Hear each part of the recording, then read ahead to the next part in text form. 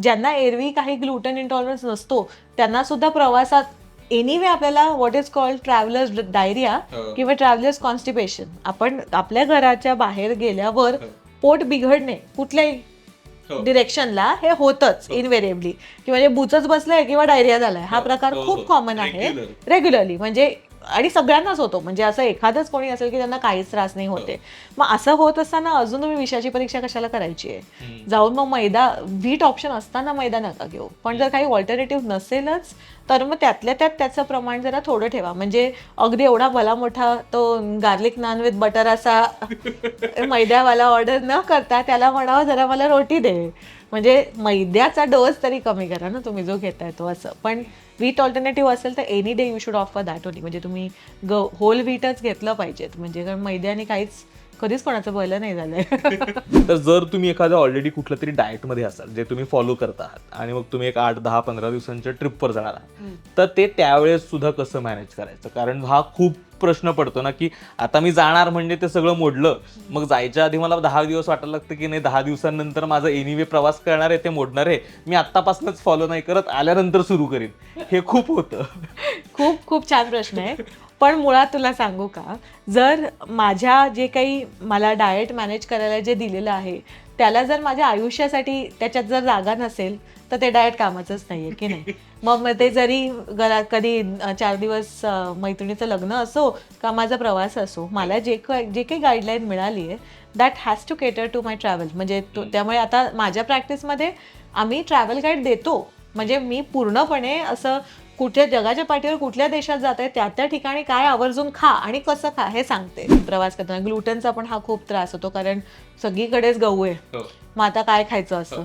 त्यामुळे ज्यांना gluten intolerance असतात त्यांना मी सगळ्यांना सांगते की तुम्ही साऊथ ईस्ट एशियाला फिरायला जा, कारण व्हिएतनाम, कंबोडिया, जपान सगळीकडे खूप gluten friendly gluten free friendly देश आहे. तुम्हाला तिथे खूप ऑप्शन्स मिळतात.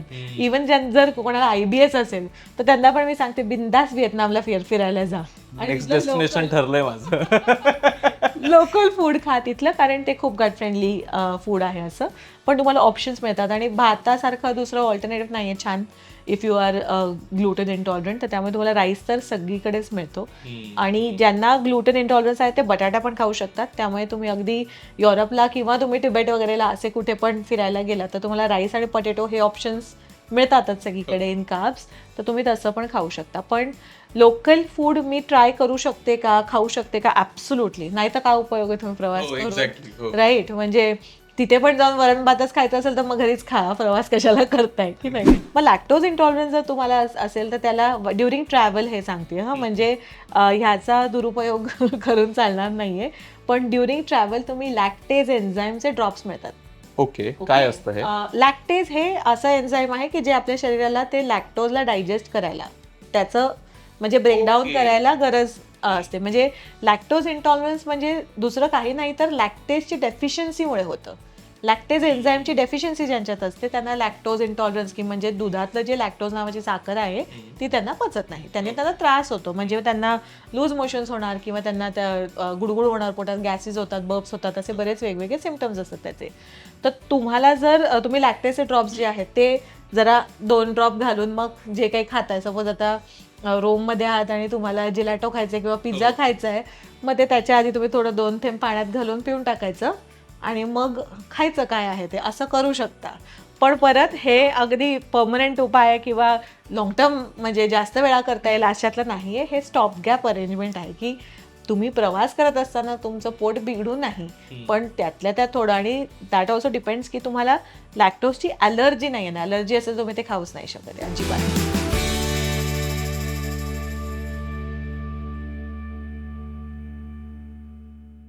नमस्कार, वेलकम टू तुमचं आमचं सेम असतं पॉडकास्ट. मी न्यूट्रिशनिस्ट अमिता गद्रे आणि आज आपल्या बरोबर आहेत एक खूप स्पेशल गेस्ट म्हणता येतील, पण इम्पोर्टेड होस्ट.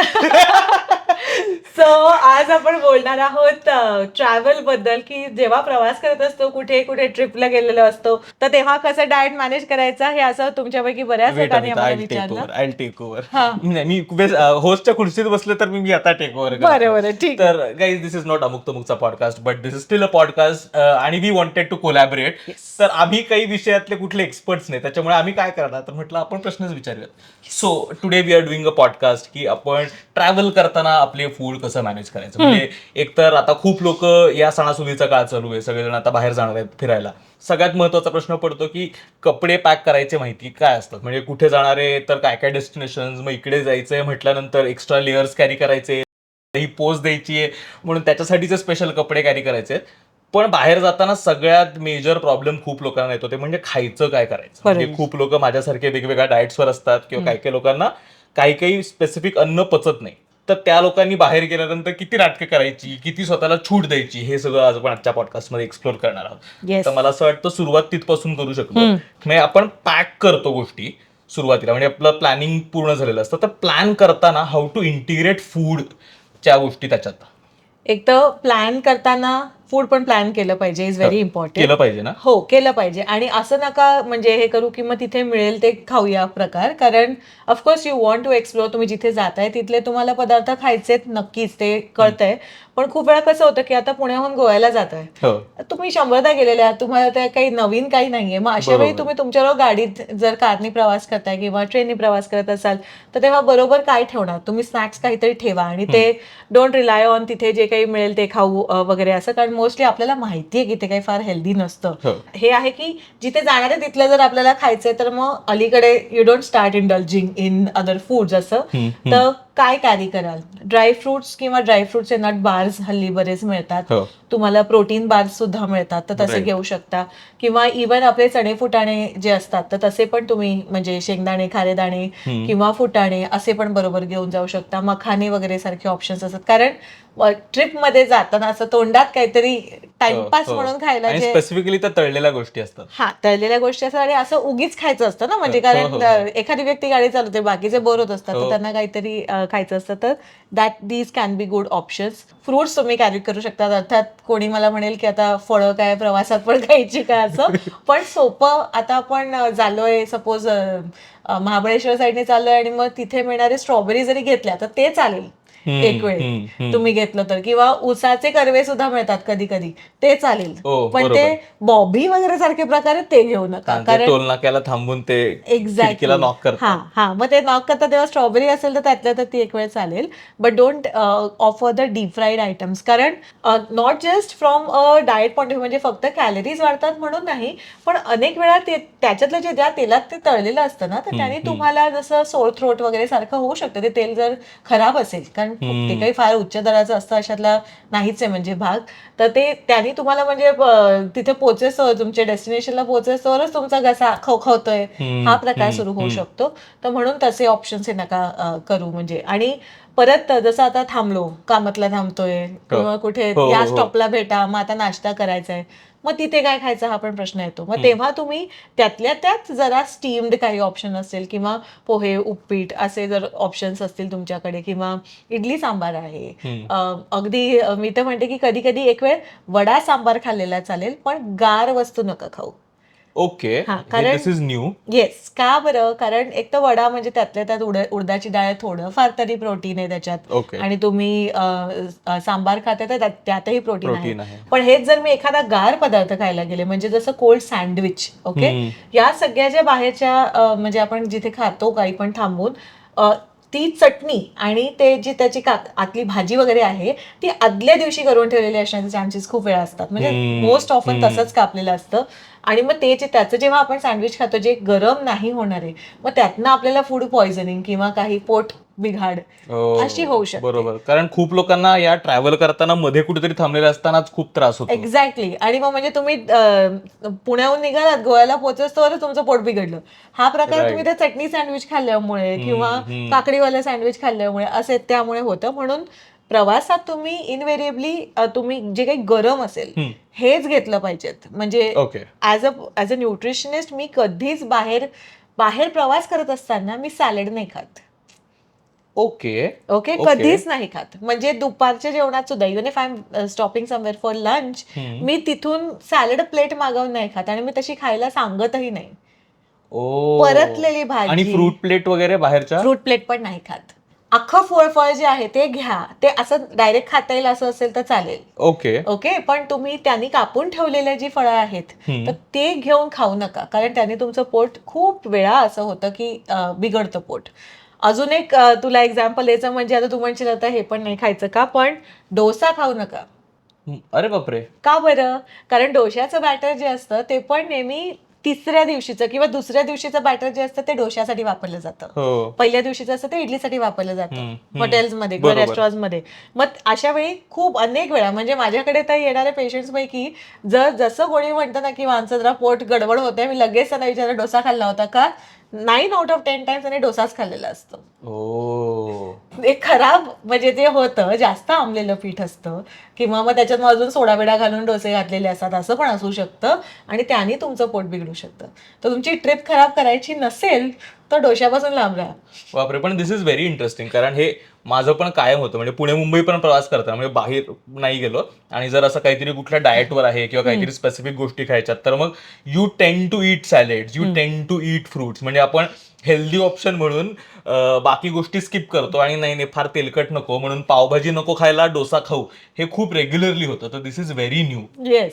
आणि त्यातल्या त्यात मी म्हणेन की पाव पण का चालेल एक वेळ तुम्ही प्रवासात, कारण मग पावभाजीचा पाव तो तेवढा गरम तरी केलेला असतो त्यातल्या त्यात. ओके, पण तुम्ही जसं डोसा वगैरे काय ते बॅटर खराब आहे, तुम्हाला फूड पॉइझनिंगच व्हायची त्याच्यात चान्सेस जास्त असतात आणि परत ती चटणी गार असते. मग ती नारळाची चटणी अनावर होते तुम्हाला, मग ती आपण खाताना मग त्याने पोट खूप बिघडू शकतं तुमचं, म्हणून ते नका खाऊ. आणि सॅलेड्सचं कसं आहे ना, त्यांनी जर सॅलेड स्वच्छ धुतलेली नसतील, इनव्हेरिएबली ती नसतातच स्वच्छ धुतलेली. म्हणजे कितीतरी वेळा आपण बघतो की अगदी तुम्ही फॅन्सी रेस्टॉरंटमध्ये जरी गेलेला असाल तरी तिथे सुद्धा त्या सॅलेडवर थोडंसं असं डर्ट हे किंवा असं, कारण जेवढ्या क्वांटिटीत तिथे बनत असतं त्याच्यात ते अगदी घरच्यासारखं ते स्वच्छ होणं शक्यच नाहीये. तर म्हणून तुम्ही, आणि गरम नसेल होतं ते मायक्रोब्स त्याच्यावर असे मरणार नाही, जे जर्म जरी काही असले म्हणजे मातीतले वगैरे असे तर ते होणार नाही आणि तुमचं पोट बिघडू शकतं, अगदी बेकार बिघडू शकतं आणि पोट त्याच्याने. बापरे बापरे.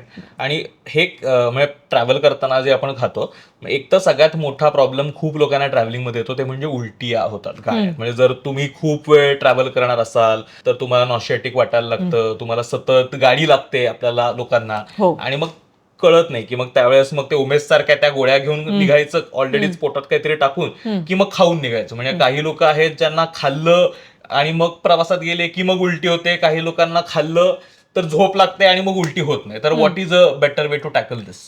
मोशन सिकनेसला टॅकल करायला जर तुम्हाला खूप जास्त होत असेल तर तुम्ही ओमेसारख्या गोळ्या घेऊन झोपून टाकणं हे करू शकता, पण त्याच्याने मग परत पोचल्यावर किंवा जेव्हा ते त्याचा त्या औषधाचा इफेक्ट उतरतो तेव्हा तुम्हाला मळमळ जास्त परत होऊ शकते. मग दॅट इज लाईक तुम्ही ठरवायचं की तुम्हाला काय कुठल्या एंडला हे करायचंय. भयंकर जास्त त्रास होत असेल पण ती गोळी घेऊन टाकावी is what I would recommend.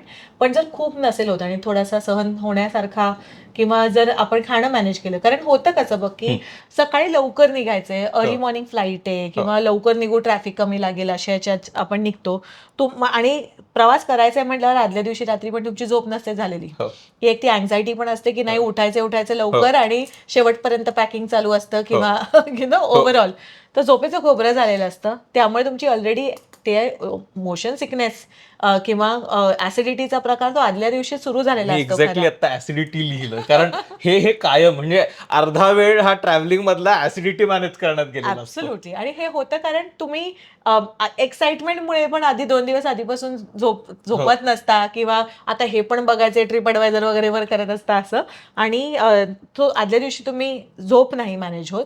So पहिली गोष्ट की जरा आधीपासून पॅकिंग सुरू करा. That would be like say one way of going about it, की झोप जर वेळेवर, आय नो आय अंडरस्टँड, पण तरी मग आता त्यातल्या त्यात सकाळी जर उठलायत ओके 4 तासाच्या झोपेवर मग तुम्ही प्रवास जर करायचा प्लॅन करताय ते that to like an anxious sleep, मग सकाळी उठल्यावर आधी काहीतरी खा, चहा नका पिऊ. कारण चहा तेव्हा पिणं म्हणजे आगीत तेल ओतण्यासारखा प्रकार होतो. तर तुम्ही तेव्हा आधी उठून काहीतरी फळ खा घरातून निघायच्या आधी. Okay, so it a fruit, कारण त्याच्यातलं फायबर जे आहे ते जे काही ऑलरेडी ॲसिडिटीची सुरुवात सारखे जे झालेलं असतं तर ते तुम्हाला पित्तशामक जरा थोडंसं होतं. So it will tone it down a little. तर तुम्ही काही केळं खाल्लंय, ॲपल खाल्लंय, what ever you want, so eat that. आणि मग त्यानंतर तुम्ही प्लेन क्रॅकर्स खाऊ शकता. ओके. क्रॅकर्स म्हणजे अगदी माझं फेवरेट पुठ्ठ्यासारखी पण जी एकदम ड्राय एसेन्शियली असतात. सो क्रॅकर्स आर एकदम लो फॅट अशी बिस्किट असतात ती क्रॅकर्स. सो सर्रास मिळतात हल्ली आपल्याला, तसं खाऊ शकताय. किंवा पोळीचा घरी केलेला खाकरा, म्हणजे घरात जर तुम्ही बाहेरचा का नाही मिळतं त्याच्यात तेल जास्त असतं म्हणून, तर आदल्या दिवशीची पोळी जर एक्स्ट्रा तुम्ही ठेवलीत तर ती, किंवा सकाळी सकाळी गार दूध पोळी असं खाऊन तुम्ही जाऊ शकता. कारण गार दूध हे पण ऍसिडिटी कंट्रोल करायला तुम्हाला मदत करतं. तर काहीतरी खा एसेन्शियली आधी. पण मोशन सिकनेस मॅनेजमेंटसाठी इट इज व्हेरी इम्पॉर्टंट की तुम्ही खूप जास्त खाऊन नका जाऊ.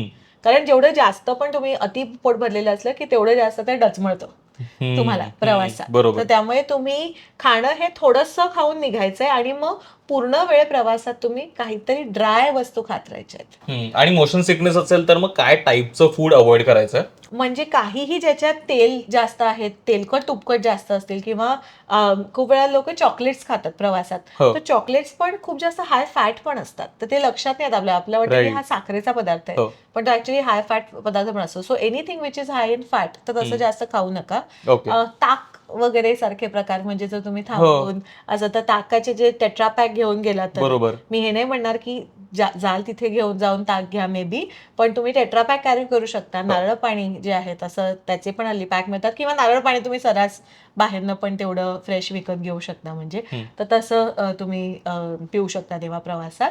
आणि जसं मखाने म्हटलं, किंवा नट्स पण थोडेसे, अति नाही. फुटाणे आर बेस्ट, उत्तम आहेत फुटाणे, कारण त्याच्यात फॅट पण काहीच नाहीये फुटाणे. So it's a little protein, it's dry, आणि तेवढं तुम्हाला थोडंसं तक धरायला मदत होते. आणि लक्षात ठेवायचं खूप इम्पॉर्टंट म्हणजे की मोशन सिकनेस असेल जर तुम्हाला, किंवा ऍसिडिटीचाही त्रास जर होत असेल, तर तुम्ही प्रवासात मग आत्ता तुम्ही 4ला उठलाय पण तरी आम्ही नाश्त्याला थांबणार ते 10 वाजताच किंवा 9 वाजताच थांबणार असं करू नका. कारण 4ला उठल्यावर तुम्हाला 6:30-7 पर्यंत भूक लागायला लागणार आहे. मग आयदर तुम्ही तुमच्या बरोबर काहीतरी काय सँडविच, पराठे, पोळे जे काही नेताय ते खायला लागा तेव्हा बरोबर, किंवा मग थांबा त्यासाठी असं. So don't make too long gap, म्हणजे खूप जास्त वेळ उपासमार करत प्रवास करत बसण्याचा प्रकार नका. त्यामुळे अजून त्रास होणार. येस. आणि लवंग तोंडात धरून ठेवू शकता.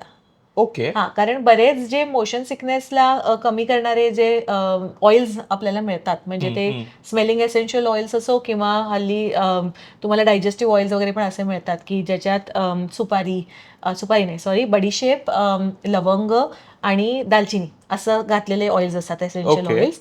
तर ते पण तुम्हाला त्याचा वास पण घेत राहू शकता, किंवा निलगिरीच्या तेलाचा पण वास घेतला तरी पण बेनिफिट होतो मोशन सिकनेसला.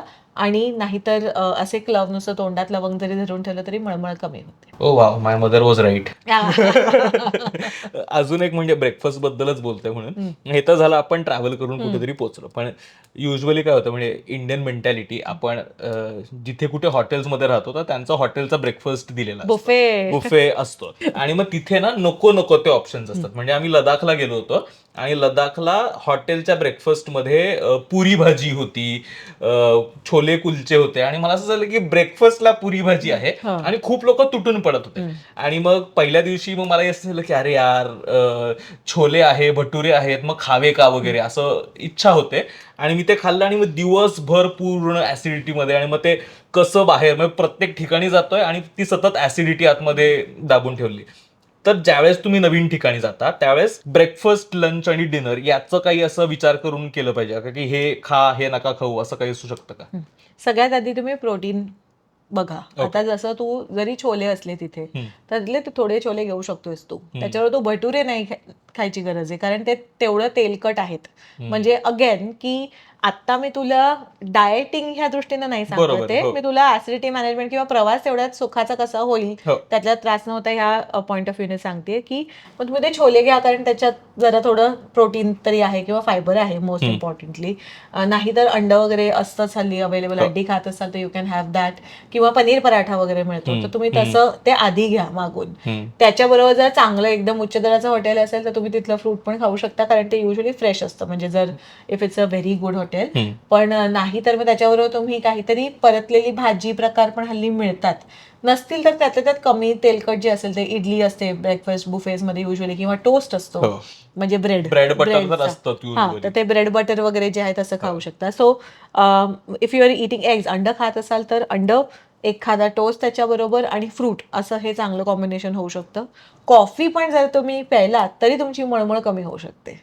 ओके. हा, म्हणजे ब्लॅक कॉफी जर आता तुला लडाखला आहे, तुला डोंगरावर जायचंय वाला प्रकार आहे सगळा, तर तेव्हा तू जर असा protein and carb balance breakfast जर खाल्लास आणि त्याबरोबर तू ब्लॅक कॉफी जर पेलास किंवा घेऊन गेलास बरोबर, तरी तुला म्हणजे असं जळजळ होणार नाही. ओ वाव, हे इंटरेस्टिंग आहे.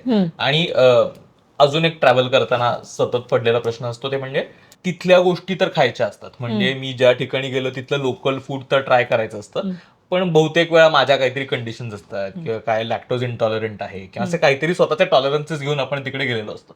पण तिकडे गेलोय म्हटल्यानंतर तिथल्या गोष्टी तर खायच्या आहेत. आपण काय खूप दिवस जाणार असू तर खूप दिवस स्वतःच्या गोष्टी पण कॅरी करू शकत नाही तिकडे.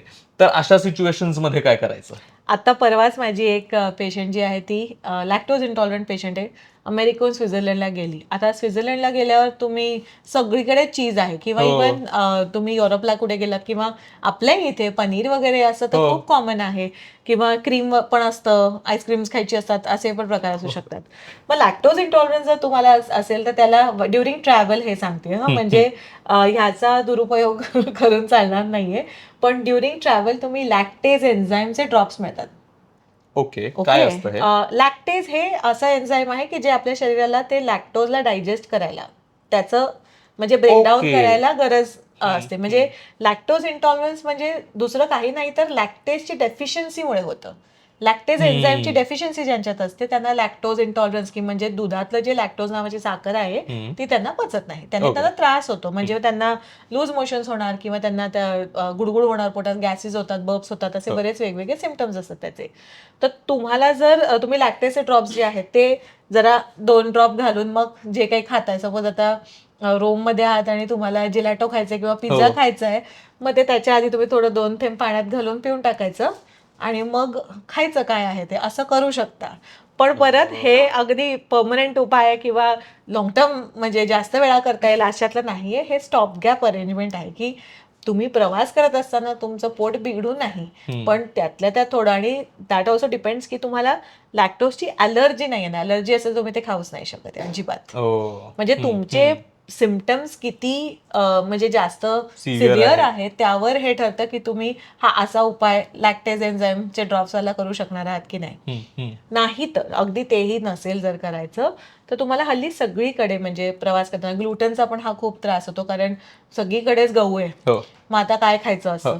त्यामुळे ज्यांना ग्लुटन इंटॉलरन्स असतात त्यांना मी सगळ्यांना सांगते की तुम्ही साऊथ ईस्ट एशियाला फिरायला जा, कारण व्हिएतनाम, कंबोडिया, जपान सगळीकडे खूप gluten friendly, gluten free friendly देश आहे. तुम्हाला तिथे खूप ऑप्शन्स मिळतात. इव्हन जर कोणाला IBS असेल तर त्यांना पण मी सांगते बिंदास व्हिएतनामला फिरायला जा आणि तिथलं लोकल ठरलंय माझं लोकल फूड खा तिथलं, कारण ते खूप गट फ्रेंडली फूड आहे असं.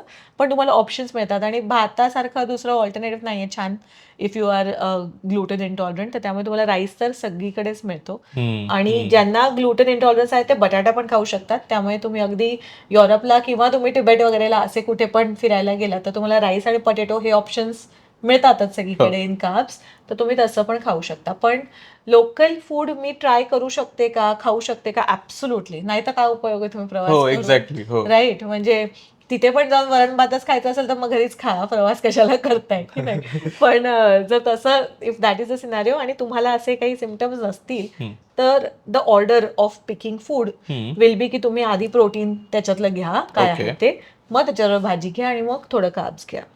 म्हणजे तुम्ही सरळ जाऊन आता पिझ्झा जरी खात असला तरी तो पिझ्झा इटलीत आहात किंवा कुठे वेरेवर यू आर, तर तो पिझ्झा शेअर करा एक तर कोणाबरोबर तरी, त्याच्याबरोबर काहीतरी भाजी तुम्ही त्याच्याबरोबर अजून ऑर्डर करा, अजून काहीतरी ग्रिल्ड प्रोटीन. हे प्रकार सगळीकडे मिळतात. म्हणजे अगदी मी अमृतसरला गेले तरी सुद्धा मला पनीर टिक्का तर मिळणारच आहे. बरोबर. मग मी तेवढा पनीर टिक्का आणि त्याच्याबरोबर काही पालकचं सूप किंवा असं पण मागवू शकते. जर मला गार भाजी नाही खायची आहे तर मी ती सूप फॉर्म मध्ये पण घेऊ शकते. असं काही कंपल्सरी नाहीये की तुम्ही ती भाजी जी आहे ती ऍज अ सॅलडच खायला हवी आहे. राईट.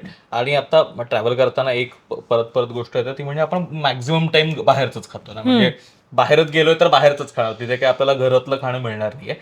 तर कायम तो ना एक तो ऑप्शन असतो की तुम्हाला व्हीट रोटी खायची आहे की मैदा रोटी खायची. तर व्हीट की मैदा हे जे बॅटल आहे, आणि आता नाव ॲज वी ऑल आर थोडे कॉन्शियस की मैदा अवॉइड करायचा आहे, व्हीट खायचा आहे, तर व्हीट मैदा कसं पिक करायचं या सिच्युएशन हे नो ब्रेनर आहे. व्हीट मैदा जर असेल तर तुम्ही व्हीटच पिक केलं पाहिजे, मैदा नका खाऊ, कारण त्याच्यातनं तुम्हाला काहीच म्हणजे बेनिफिट नाही. आणि प्लस कसं होतं की ज्यांना एरवी काही ग्लुटेन इंटॉलरन्स नसतो त्यांना सुद्धा प्रवासात एनिवे आपल्याला what is called travellers diarrhoea किंवा ट्रॅव्हलर्स कॉन्स्टिपेशन, आपण आपल्या घराच्या बाहेर गेल्यावर पोट बिघडणे कुठल्याही डिरेक्शनला हे होतच इनव्हेरिएबली, की म्हणजे बुचच बसलाय किंवा डायरिया झालाय, हा प्रकार खूप कॉमन आहे रेग्युलरली. म्हणजे आणि सगळ्यांनाच होतो, म्हणजे असं एखादंच कोणी असेल की त्यांना काहीच त्रास नाही होते. मग असं होत असताना अजून तुम्ही विषयाची परीक्षा कशाला करायची आहे जाऊन? मग मैदा व्हीट ऑप्शन असताना मैदा नका घेऊ. पण जर काही ऑल्टरनेटिव्ह नसेलच तर मग त्यातल्या त्यात त्याचं प्रमाण जरा थोडं ठेवा. म्हणजे अगदी एवढा भला मोठा तो गार्लिक नान विथ बटर असा मैद्यावाला ऑर्डर न करता त्याला म्हणावं जरा मला रोटी दे, म्हणजे मैद्याचा डोस तरी कमी करा ना तुम्ही जो घेताय तो. असं पण व्हीट ऑल्टरनेटिव्ह असेल तर any day you should offer that only. म्हणजे तुम्ही होल व्हीटच घेतलं पाहिजेत, म्हणजे कारण मैद्याने काहीच कधीच कोणाचं भलं नाही झालंय. ओके. आणि आता आपण ट्रॅव्हलर्स डायरिया बद्दल बोलत होतो, कारण खूप म्हणजे हा मेजर प्रॉब्लेमच आहे की तुम्ही ट्रॅव्हल करताय, तुम्ही काहीतरी वेगळं पाणी पिताय किंवा कुठलं तरी काहीतरी अरबट चरबट खाताय, कुठून तरी रॅन्डम काहीतरी उचलले तोंडात घातले, तुम्हाला लक्षातही नसतं कारण तुम्ही वेगळ्या ठिकाणी गेलेला असतात आणि सतत पोट बिघडतं. अशा सिच्युएशन्सला काय केलं पाहिजे, मग ते अवॉइडच करण्यासाठी? आणि ज्यावेळेस पोट बिघडलेलं आहे त्यावेळेस काय खाल्लं पाहिजे, काय नाही खाल्लं पाहिजे? जेव्हा पोट बिघडलेलं असतं तेव्हा सगळ्यात आधी लक्षात ठेवा की तुमच्या शरीराला पाण्याची गरज आहे. पण तुम्ही आता जर पाण्याने झालेला प्रकार आहे तर तुम्ही तिथलं परत तेवढं पाणी नाही पिऊ शकणार आहात, किंवा ऑब्व्हियसली बॉटल वॉटर किंवा सेफ ड्रिंकिंग वॉटरच प्यायला पाहिजे, हे तर अगदी नो ब्रेनर आहे, त्याच्यात ते सांगायची गरज नाहीये वेगळ्यानी. पण मग first thing to replace when you have a diarrhoea of any kind किंवा ट्रॅव्हलर्स डायरिया असेल तर ते इज वॉटर. मग तुम्ही त्याच्यात सूप्स किंवा असे सुपी नूडल किंवा काही दाल खिचडी असं काही जर मिळतंय तुम्हाला, किंवा इव्हन शोरबा वगैरे असे मिळतात, स्ट्यूज मिळतात. साऊथला गेलो तर सांबार वगैरे असं तसं घ्या. Sambar rice, rasam rice is also very good combination. Curd rice पण चालू शकतो. ताक वगैरे पिऊ शकता तुम्ही, कारण तेवढंच तुम्हाला जरा पोटाला पचायला त्यातले जे प्रोबायोटिक्स असतात त्यांनी थोडीशी मदत होते. अल्दो आज कधीच ना मी घेतलंय आणि आज जाऊन ताक पेले तर माझं पचन चांगलं होणार अशातला भाग नाहीये, पण थोडासा सपोर्टाला मिळू शकतो. So first thing to replace is the water. असं तर लिक्विड जे काही आहे फूड तर तसं तुम्ही जास्त घ्या. आणि मग त्याच्यानंतर नेक्स्ट इज भाताचे पदार्थ, कारण ते सगळ्यात जास्त पचायला हलके असतात आणि तुम्हाला त्याने त्रास नाही होत काही. अजून एक गोष्ट ती म्हणजे बाहेर आपण गेलो कुठे, म्हणजे जर आपल्या इथेच असो आणि रेग्युलर खाण्याच्या त्याच गोष्टी असतील आणि जर तुम्ही नॉन व्हेजिटेरियन असाल तर मुद्दा नाही, पण तुम्ही बाहेर गेला तर तुम्हाला नॉनव्हेज मध्ये खूप वेगवेगळे ऑप्शन्स मिळतात. म्हणजे वेगवेगळे मीट्स मिळतात, वेगवेगळ्या, म्हणजे तुम्ही आणखीन साऊथ ईस्ट एशियन कंट्रीजला गेलात तर तुम्हाला अजून वेगवेगळे म्हणजे प्राणी, कीटक, पक्षी सगळं काय काय खायला मिळतं. खायचं असतं पण कळत नाही ते पचेल का मला. तर हे सगळे एक्सपेरिमेंट्स करताना काय लक्षात ठेवायचं की नाही करायचं ते एक्सपेरिमेंट? नाही, असं काही नाही एक्सपेरिमेंट. आता ते एक्सपेरिमेंट करायचे की नाही हे तुमच्यावर आहे, म्हणजे तुमच्या मनाच्या शक्तीवर आणि तुमच्या पोटाच्या शक्तीवर. Like you know, if you have a cast iron stomach you can. पण एक दुसरं अजून एक करू शकता की तुम्ही डायजेस्टिव्ह एन्झाईम्सच्या पण गोळ्या मिळतात हल्ली. तर म्हणजे आता मला जर जाऊन काही असे किडे किंवा मुंग्यांची चटणी वगैरे असं काही खायचंय कुठे जाऊन, तर मग if that is a scenario मग मी बरोबर माझे डायजेस्टिव्ह एन्झाईम्स घेऊन जाऊ शकते, कारण to be on the safe side. असं एका गोष्टीची पण लक्षात ठेवण्याचं इथे खूप महत्वाचं आहे की डायजेस्टिव्ह एन्झाईम्स तुम्ही खाल्ल्यावर तुम्हाला थोडंसं मदत करू शकतात टू डायजेस्ट. पण तुम्ही जर असं प्रयोग करणार असाल तर अँटी अलर्जन जे म्हणजे गोळ्या असतात अँटी हिस्टमिन, तर तशा पण तुम्ही बरोबर घेऊन जा. जर तुम्हाला इथे म्हणजे इन युअर होम स्टेट घरी एरवी तुम्हाला जर कुठल्याही प्रकारची अलर्जी असेल, फॉर एक्झाम्पल ग्लुटेनची अलर्जी आहे, सिलियाक डिझीज आहे तुम्हाला, किंवा पोलन अलर्जी वगैरे जर पटकन होत असेल, बरोबर. तर अशा व्यक्तींना दुसरे फूड अलर्जी किंवा न्यू फूड अलर्जी पण होण्याचे चान्सेस जास्त असतात. ओ, तर अशा ओके. वेळी तुम्ही जे म्हणजे असं एपिपेन वगैरे पण असतात, ते तुमचे डॉक्टर तुम्हाला देऊ शकतात, प्रिस्क्राईब करू शकतात. ते बरोबर मात्र ठेवणं गरजेचं आहे. Okay, okay. आणि जसं आपण ट्रॅव्हल करतो, एकतर आपण खूप वेगवेगळ्या ठिकाणी जातो. सगळ्यात पहिली गोष्ट बदलते म्हणजे पाणी बदलतं आणि हवा बदलते. त्याच्यामुळे लगेच सर्दी होणं ट्रॅव्हल करताना तर खूप रेग्युलर आहे. म्हणजे आणि ती एकदा लागली की मग माझ्यासारखी सर्दी असेल तर मग ती पूर्ण ट्रिपभर सोबत असते आणि मग अर्धा वेळ नाक शिंकरत फुरफुर करत तुम्ही प्रवास करता. तर हे अवॉइड करण्यासाठी आपण जेवणात काही गोष्टी म्हणजे फूडमध्ये काही त्याची काळजी घेऊ शकतो की हे केलं तर कदाचित इट विल गेट बेटर किंवा फार त्रास होणार नाही. तुम्ही आधीपासून बरेच वेळा कसं होतं की सर्दी झाल्यावर लोक व्हिटॅमिन सी घ्यायला लागतात, हो. त्याचा काही उपयोग नसतो, वेस्ट ऑफ मनी किंवा टाइम अँड एनर्जी आहे ते. तुम्ही आधीपासून जर तुमच्या डाएटमध्ये, जर आता मला माहिती आहे की मला ऑक्टोबरमध्ये प्रवास करायचा आहे, तर मी ऑगस्ट सप्टेंबरपासून जर मी प्रयत्नपूर्वक रोजच्या माझ्या आहारात जर व्हिटॅमिन सीचं काहीतरी असेल, म्हणजे ते लिंबू असो, मिरची असो, पेरू असो, किंवा इवन काही सिट्रस फळं असो, ते तेवढं रेग्युलरली जर मी ठेवलं, ते खायला जमतच असेल तर एक व्हिटॅमिन सीचं च्युएबल जे काही गोळी मिळते तर तेवढी रोज घेतली तरी तर थोडंसं तुम्हाला प्रोटेक्शन मिळू शकतं त्याच्यातनं. पण जसं तू जे म्हणतोयस तर इट सीम्स लाईक तुला अशी अलर्जिक आहे की म्हणजे जरा हवा बदलली किंवा हवेतलं पोलन बदललं की तुला त्रास होतो. मग त्याला तो बेसिकच हे करू शकतो, त्याला फारसा काही वेगळा त्याच्यावर उपाय नाहीये. खूप वेळा असं होतं की ज्यांना गट इश्यूज असतात, की ज्यांना मुळातच पचनशक्ती कमी असते, ज्यांची वीक असते, तर त्यांना हे असे त्रास जास्त होतात. तर त्यामुळे तुम्ही आधीच म्हणजे त्याची तयारी केली, जर म्हणजे ओव्हरऑलच तुमच्या तब्येतीकडे लक्ष दिलं तर जास्त महत्वाचं आहे. Okay, that is okay. Going to be helpful.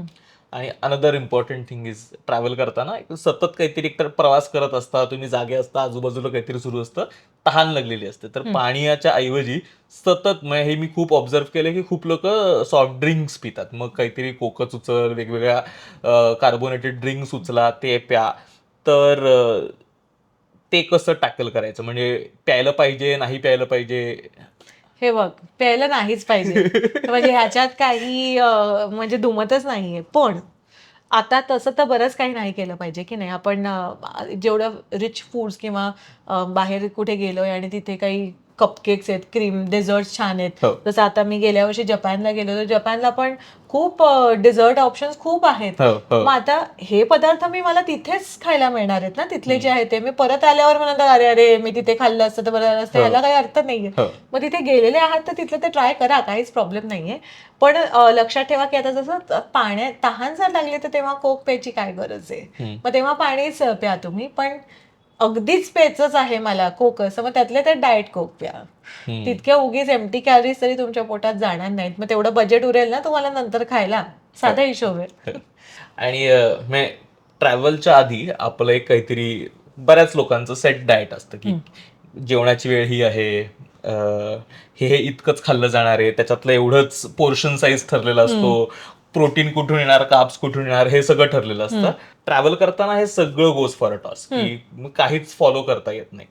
तर जर तुम्ही एखाद्या ऑलरेडी कुठल्या तरी डाएटमध्ये असाल जे तुम्ही फॉलो करता आहात आणि मग तुम्ही एक 8, 10, 15 दिवसांच्या ट्रिपवर जाणार आहात, तर ते त्यावेळेस सुद्धा कसं मॅनेज करायचं? कारण हा खूप प्रश्न पडतो ना की आता मी जाणार म्हणजे ते सगळं मोडलं, मग जायच्या आधी मला 10 दिवस वाटायला लागतं की नाही 10 दिवसांनंतर माझं एनिवे प्रवास करणार आहे ते मोडणार आहे, मी आत्तापासूनच फॉलो नाही करत, आल्यानंतर सुरू करीन. हे खूप होतं. खूप खूप छान प्रश्न आहे.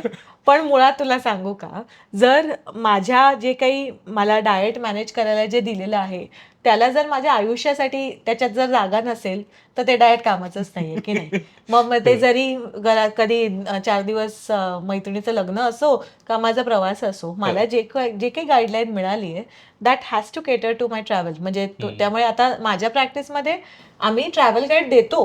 म्हणजे मी पूर्णपणे असं कुठल्या जगाच्या पाठीवर कुठल्या देशात जात आहे, त्या ठिकाणी काय आवर्जून खा आणि कसं खा हे सांगते.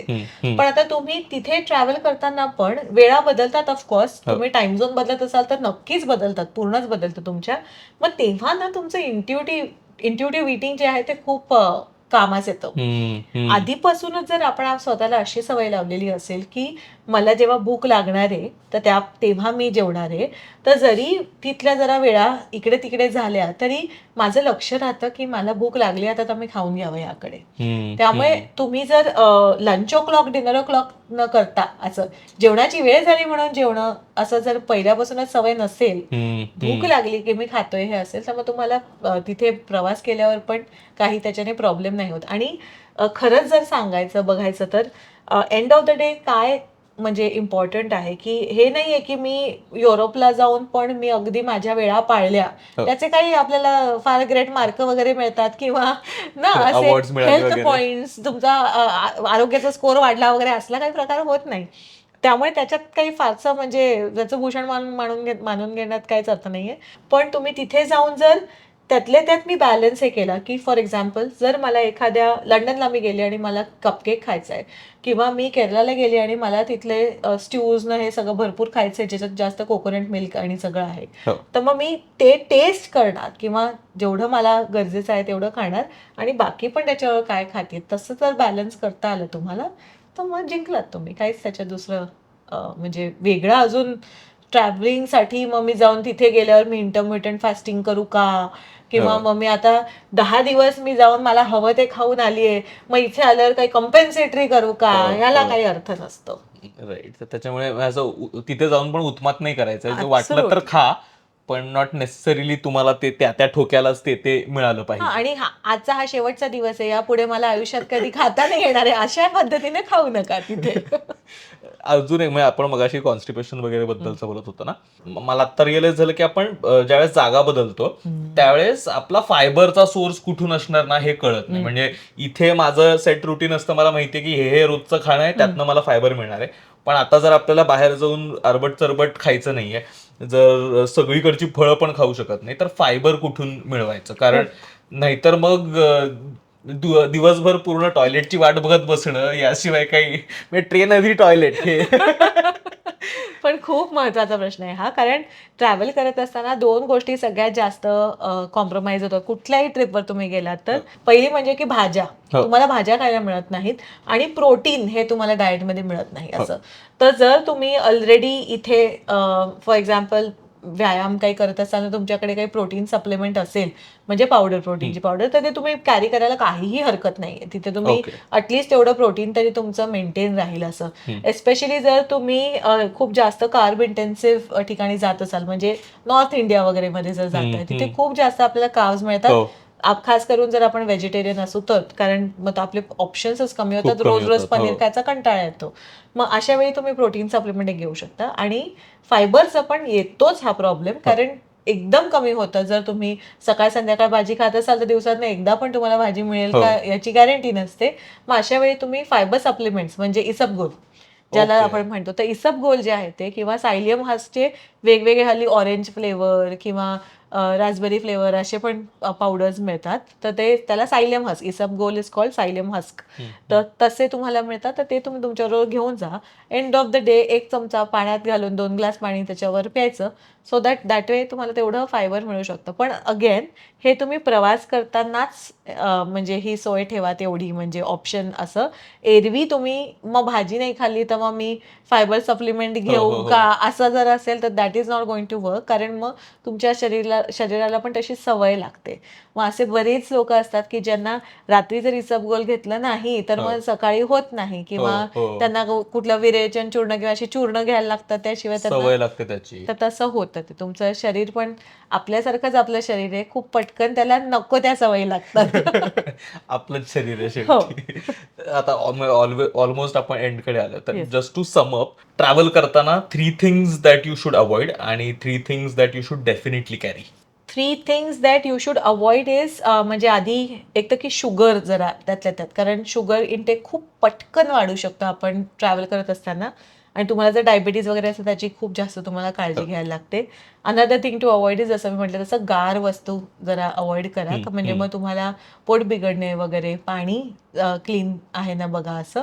आणि thirdly would be that you when you are eating out असं, त्यातल्या त्यात जरा हायजीन बघा. म्हणजे प्रवास करताना मी खूप जास्त माझं कॅलरिक किंवा माझं मॅक्रोजचं बजेट तेवढं बसवू नाहीच शकणार आहे ह्याचं गृहीत धरूनच चाललं की आपल्याला 10 दिवस इकडे तिकडे होणार आहे, पण त्यातल्या त्यात माझी तब्येत खराब होऊन पोट बिघडून येणार नाही ह्याची काळजी घेता येते. ओके. आणि 3 things to do would be की पाणी खूप कमी प्यायलं जातं प्रवास करताना. तर वॉटर इनटेककडे लक्ष ठेवा तुमच्या, कारण नाही तर प्रवास करताना जसा डायरिया होतो तसा युरिनरी ट्रॅक्ट इन्फेक्शन पण बायकांना एस्पेशली हे खूप लगेच होतं. डे 2 पासूनच, म्हणजे 10 दिवसाची ट्रिप आहे, दुसऱ्या दिवसापासूनच त्यांना UTI सुरू होतं असं पाणी, कारण नाही तर बाथरूमला जायला लागेल असं म्हणून पाणी पित नाहीत बायका. तर तसं होऊ देऊ नका. पाण्याचा इंटेक जो आहे तो तेवढा महत्वाचा आहे, तो ठेवा.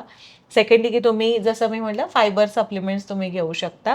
आणि एखादं म्हणजे भाज्या कमी होतात त्यामुळे नाही तर तोंड आल्यासारखं होतं, तर तुम्ही फॉलिक ऍसिडची गोळी जी असते ती किंवा व्हिटॅमिन सीची गोळी या दोन्ही पण कॅरी जर केलात तर तेवढं तुम्ही 10-15 दिवस तेवढ्या 2 जरी घेतल्या तरी वॉटर सोल्युबल व्हिटॅमिन्स आहेत, तर ते तुम्हाला काही त्यांनी तेवढी तिथे जाऊन अति खाल्लं गेलंय वगैरे असं काही होत नाही.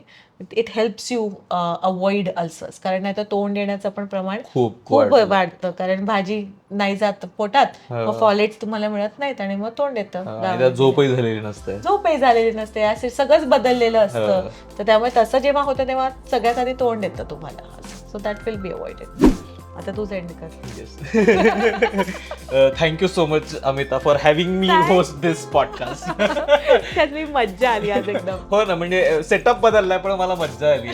तर प्लीज सबस्क्राईब करा चॅनल. म्हणजे सगळी लोक चॅनल बघत असतात पण सबस्क्राईब करत नाही. प्लीज अमिताच्या चॅनलला पण सबस्क्राईब करा, ज्या चॅनलवर तुम्ही हा व्हिडिओ बघताय. आणि अमुक तमुक बघितलं नसेल तर अमुक तमुक माझे पण बरेच व्हिडिओ आहेत तिथे, अमुक तमुक तुम्ही बघितलेच असतील. पण आणि असंच तो कमेंट्स मध्ये सांगा बरं का हा प्रयोग आवडला की नाही ते. आणि नेहमी लक्षात ठेवा तुमचं आणि आमचं सेम असतं.